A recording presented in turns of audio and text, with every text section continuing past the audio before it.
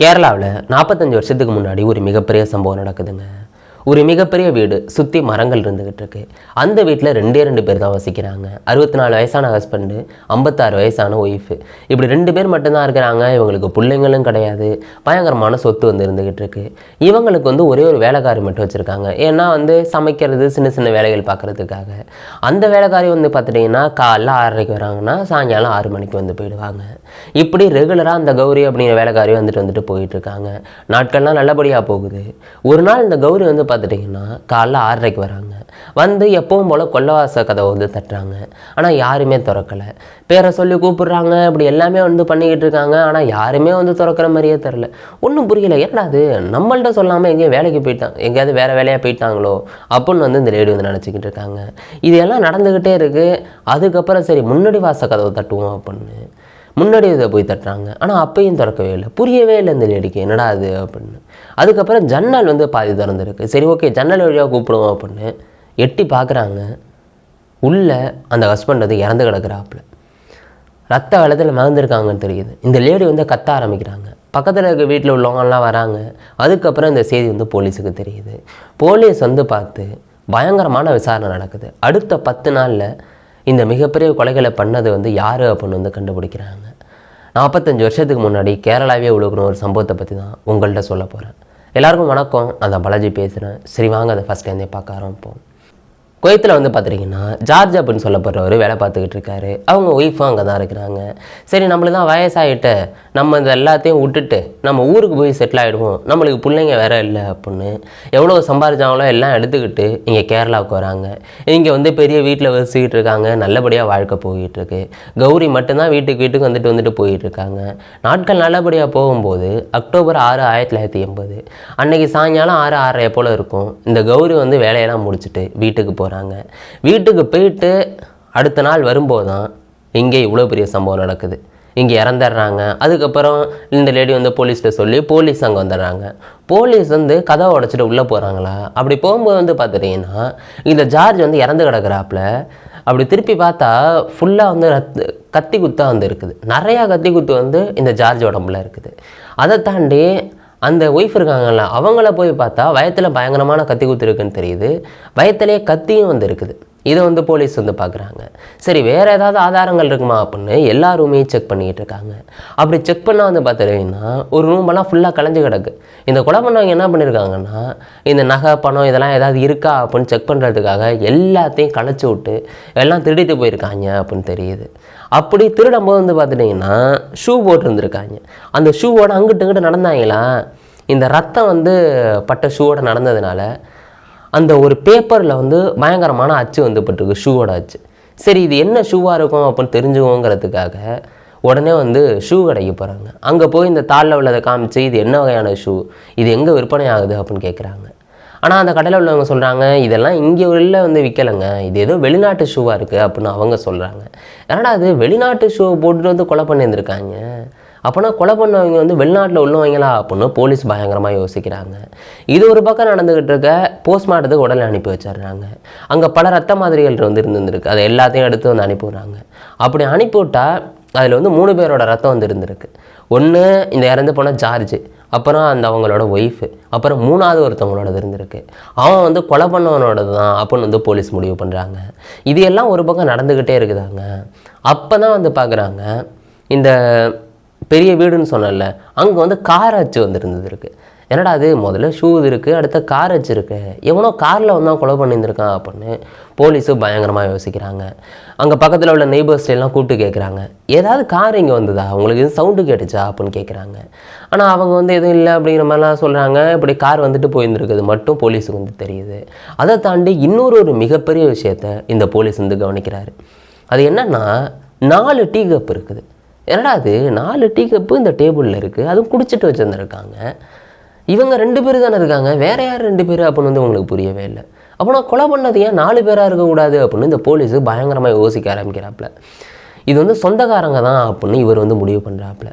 இப்படி இவர் யோசிக்கிட்டே இருக்கும்போது அவங்களுக்கு சந்தேகம் வர்றது கௌரியை பிடிக்கிறாங்க. அந்த வேலைக்காரர் இருக்காங்களே அவங்கள பிடிக்கிறாங்க. கௌரியை பிடிச்சி நல்லா விசாரிக்க ஆரம்பிக்கிறாங்க. உண்மையை சொல்லு, நீ என்ன பண்ண, நாள் என்ன நடந்துச்சு எல்லாத்தையும் எங்களை டீட்டெயிலாக சொல்லு அப்படின்னு போலீஸ் சொல்கிறாங்க. அந்த கௌரியும் ஒன்று சொல்லுது, உங்கள்கிட்ட நான் ஒன்று மறைச்சிட்டேன் அப்படின்னு கௌரி சொல்லுது. இந்த கௌரி வந்து பார்த்துட்டிங்கன்னா உண்மையை சொல்ல ஆரம்பிக்கிறாங்க. அந்த அக்டோபர் 6, 1980 அன்றைக்கி சாயங்காலம் 6 மணி ஆகுது. அப்போ இந்த கௌரியை வந்து அந்த அம்மா டீ போட சொல்கிறாங்க. 4 பேருக்கு டீ போட சொல்கிறாங்க. இந்த கௌரி கேட்குறாங்க, எதுக்குமா டீ அப்படின்னு. மெட்ராஸ்லேயே மோன் வராங்க அப்படின்னு சொல்கிறாங்க. அதாவது மெட்ராஸ்லேருந்து புள்ள வரான் அப்படிங்கிற மாதிரி சொல்லியிருக்காங்க. இப்படி சொன்னோன்னே சரி ஓகே நம்ம டீயை போட்டு கொடுப்போம் அப்படின்னு 4 டீயை போட்டுட்டு இவங்க கிளம்புறதுக்கு ரெடி ஆகுறாங்க. அப்போது ஒரு கார் வருது. அந்த கார்லேருந்து 4 பேர் வந்து காலேஜ் படிக்கிறவங்க இறங்குறாங்க. இந்த கௌரி வந்து பார்த்துட்டு கொல்லவாசலில் வந்து வீட்டுக்கு வந்து போயிடுறாங்க. இப்படி போனதுக்கு அப்புறம் தான் இந்த கொலை வந்து நடந்துருக்கு. அந்த சொந்தக்காரன் தான் வந்து மெட்ராஸில் உள்ள சொந்தக்காரன் தான் கொலை பண்ணியிருக்கான் அப்படின்னு போலீஸ் வந்து முடிவுக்கு வந்துடுறாங்க. போலீஸ் என்ன பண்ணுறாங்கன்னா இந்த சொந்தக்காரங்கள்லாம் யார் யார் இருக்கா ஒட்டுமொத்த லிஸ்ட்டையும் எழுத ஆரம்பிக்கிறாங்க. இப்படி ஒவ்வொரு பேராக எழுதிக்கிட்டே வந்துகிட்டு இருக்காங்களா, மெட்ராஸில் யாரும் சொந்தக்காரங்களை இருக்காங்களா அப்படின்னு செக் பண்ணுறாங்க.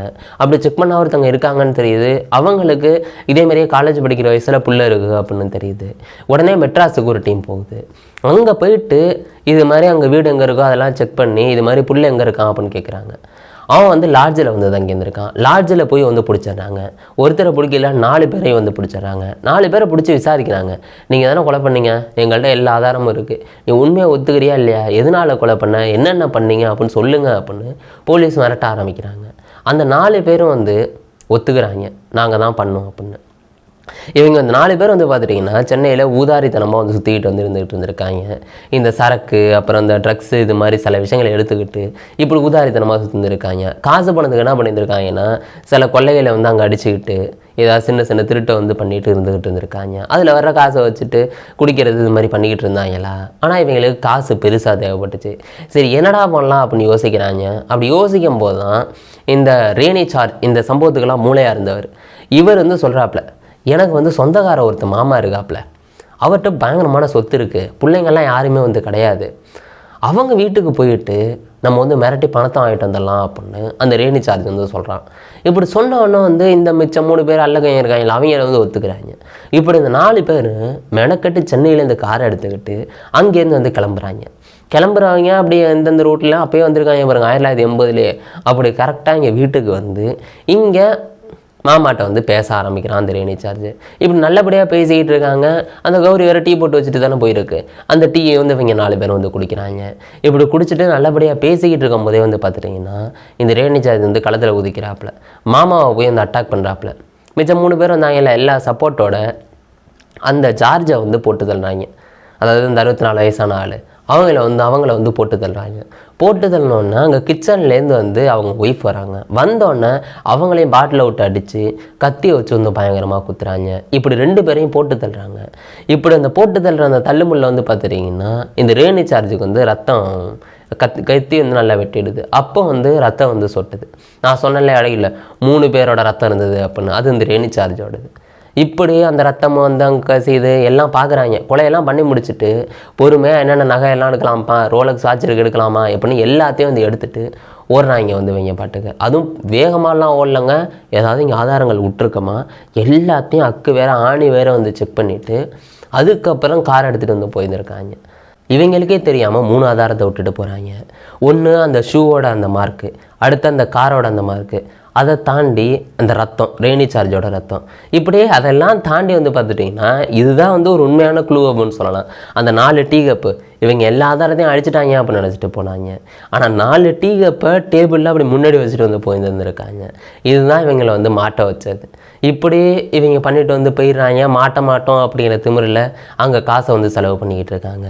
ஆனால் போலீஸு இங்கே எல்லாத்தையும் கண்டுபிடிச்சி அந்த 4 பேரையும் கைது பண்ணி கொண்டாந்து ஜெயிலில் தூக்கி போடுறாங்க. நீதிமன்றத்தில் விசாரணையில் என்ன சொல்கிறாங்கன்னா, இவங்க தானே தப்பு பண்ணியிருக்காங்க, இவங்களுக்கு ஆயுள் தண்டனைப்பா அப்படின்னு தீர்ப்பை வந்து எழுதிடுறாங்க. இந்த 4 பேரும் வந்து அங்கே ஜெயிலில் வந்து இருந்துக்கிட்டு இருக்காங்க. இது எல்லாம் நடந்துக்கிட்டே இருக்குது. பரோலில் இந்த ரேணி சார்ஜ் வெளில வரும்போதெல்லாம் வந்து பார்த்துட்டிங்கன்னா ஏதாவது தப்பு பண்ணிட்டு உள்ளே போக வேண்டியது, இந்த திருடுறது அப்படின்னு சின்ன தப்பை மறுபடியும் பண்ணிக்கிட்டே இருக்காப்புல. இந்த ரேணி சார்ஜ் போதைப் பொருள் வந்து உள்ளேயும் வந்து கடத்துறது, அது மாதிரி நிறைய விஷயங்களை வந்து பண்ணிக்கிட்டு இருக்காப்புல. இப்படி நாட்களும் வருஷங்களும் ஓட வந்து பார்த்துட்டிங்கன்னா ஒரு நாள் வந்து பரோலில் வீட்டில் இருக்கும்போது ஒருத்தர் தாடி வச்ச ஒரு வீட்டுக்கு வராப்புல. இப்படியே அந்த தாடி வச்சவர் வந்து கூட்டுட்டு போகிறாப்புல ஒரு இடத்துக்கு. இப்படி கூட்டு போய் என்ன பேசினார் என்ன பண்ணார்லாம் தெரில. இப்படி இதுக்கப்புறம் வந்து இந்த ரேணி சார்ஜ் வந்து மனசு வந்து மாறிடுறாப்புல. கிறிஸ்தவ மதத்துக்கு மாறி இந்த பைபிளை படிக்கிறது அப்படின்னு பல விஷயங்கள் வந்து பண்ண ஆரம்பிக்கிறாப்புல. இந்த ஒரு வாட்டி பரோலில் வந்தது வந்து பயங்கரமான திருந்திடுறாப்புல. ஜெயிலில் கூட இப்படி திருந்தலை அப்படிங்கிற மாதிரி. அதுக்கப்புறம் என்ன பண்ணுறாப்புல, நான் மறுபடியும் ஜெயிலுக்கு போய் தானே ஆகணும், ஏன்னா ஆயுள் தண்டனை இல்லை. அதனால வந்து ஜெயிலில் போய் இருந்துக்கிட்டு இருக்காப்புல, திருந்திக்கிட்டு தான் வாழ்ந்துக்கிட்டு இருக்காப்புல. மறுவாட்டி பரவலுக்கு வரும்போது வந்து பார்த்துட்டிங்கன்னா ஒரு பொண்ணை பிடிச்சி போகுது. அந்த பொண்ணை லவ் பண்ணி வந்து கல்யாணம் பண்ணுறாங்க. அந்த பொண்ணுக்கு எல்லா விஷயமும் வந்து தெரியும். இது மாதிரி திருந்திட்டான் அப்படின்னு தான் அந்த பொண்ணு வந்து கல்யாணம் பண்ணிக்குது. இப்படி 15 வருஷம் ஜெயில் வாழ்க்கை முடிச்சுட்டு வெளில வந்து தன்னோட பிள்ளையோட வந்து சந்தோஷமாக வந்து வாழ்ந்துக்கிட்டு இருக்காங்க. அதையும் தாண்டி வந்து பார்த்துட்டிங்கன்னா இந்த ஜெயிலில் இதே மாதிரி பல கைதிகள் இருப்பாங்கள்ல, அவங்களோட பிள்ளைங்கள்லாம் கஷ்டப்படுமே அப்படின்னு அதுக்காக ஒரு ஹவுஸ் வந்து கட்டி அந்த பிள்ளைங்களை எல்லாம் இவர் வந்து பார்த்துக்கிறாப்புல. இவங்க வந்து ஃபேமிலியாக வந்து பார்த்துக்கிறாங்க. இதை தாண்டி சில சமூக சேவைகளை வந்து பண்ணிக்கிட்டு இருக்காங்க. இந்த கிறிஸ்துவ மதத்துக்கு மாறினதுக்கு அப்புறம் பல பேர் வந்து கிறிஸ்துவ மதத்துக்கு ஈர்க்கிறது அந்த பேச்செல்லாம் வந்து பேசுகிறாங்க. இது மாதிரி ஒரு நல்லவராகவே வந்து மாறிட்டாங்க. இப்படி மாறினதுக்கு அப்புறம் வந்து பார்த்துட்டிங்கன்னா கிரண் பேடிக்கிட்டேருந்து ஒரு அவார்டும் வந்து வாங்குறாங்க, நல்ல ஒரு குடிமகன்பா அப்படின்னு. அந்த காலேஜ் படிக்கிற வயசில் சேரக்கூடாதவங்களோட சேர்ந்து கொலையெல்லாம் பண்ணி காசெல்லாம் பறிச்சுட்டு போனாப்புல. அதுவும் சொந்தக்காரங்க மாமாவை கொலை பண்ணி. ஆனால் அதுக்கப்புறம் கிறிஸ்தவ மதத்துக்கு மாறி பல விஷயங்களை பண்ணி சமூக சேவையெல்லாம் வந்து பண்ண ஆரம்பிச்சிருக்காப்புல. இப்போயும் வந்து அவர் உயிரோட தான் வந்து இருந்துக்கிட்டு இருக்காப்புல. இந்த சம்பவத்தை பற்றி என்ன சொல்கிறது அப்படின்னு தெரிலங்க. உங்களுக்கு என்னங்க தோணுது? அதை கீழே கமெண்ட் பண்ணுங்கள். நாளைக்கு இன்னொரு வீடியோவில் நான் உங்களை சந்திக்கிறேன். Bye guys.